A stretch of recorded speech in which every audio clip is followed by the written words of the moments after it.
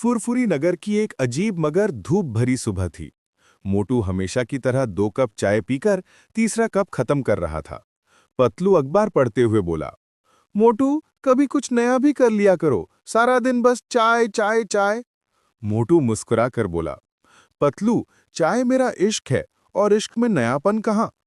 अचानक दरवाजे पर जोरदार दस्तक हुई। ठक ठक ठक। पतलू ने दरवाजा खोला तो सामने एक बूढ़ा फकीर खड़ा था।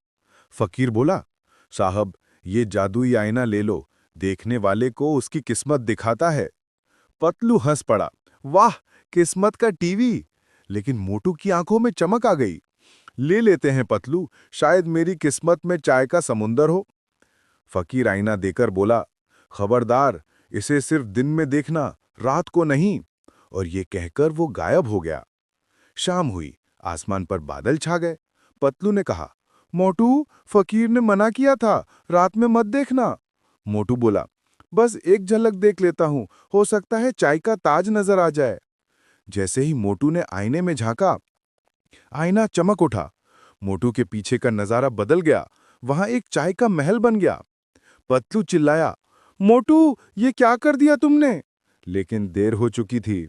आईने से एक भूतनी निकल आई, चाय के रंग में लिपटी हुई। भूतनी बोली, मैं हूं चाय महल की रानी, जिसने मुझे जगाया वो अब हमेशा मेरे साथ चाय पिएगा।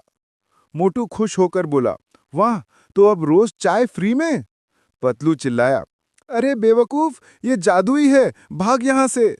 लेकिन मोटू के हाथ से कप गिर गया और चाय जमीन पर गिरते ही पूरा कमरा कांपने लगा।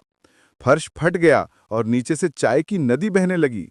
पतलू ने मोटू का हाथ पकड़ा और बोला, भाग मोटू, ये चाय नहीं मुसीबत है। दोनों दरवाजे की तरफ भागे, मगर दरवाजा बंद खुद ब खुद लॉक हो चुका था। आईने में भूतनी हंस रही थी, अब तुम दोनों हमेशा मेरे साथ रहोगे। मोटू ने चाय का जग उठाकर फेंका। जग सीधा आईने पर लगा और आईना टूट गया। एक तेज रोशनी हुई और सब कुछ गायब। सुबह जब मोटू की आंख खुली तो वो अपने कमरे में था। पतलू सो रहा था। सब कुछ सामान्य था। मोटू ने राहत की सांस ली। हाँ, लगता है सपना था। लेकिन जैसे ही वो चाय पीने बैठा, चाय के कप के अंदर से आवाज आई, फिर मिलेंगे मेरे चाय के शहजादे। मोटू का कप हाथ से छूट गया। पतलू जागकर बोला, अरे मोटू, फिर कोई मुसीबत शुरू मत कर देना। मोटू ने कप की तरफ देखा और बोला, पतलू, शायद आज से मैं सादगी भरी खुशियां ही सबसे जादुई होती हैं।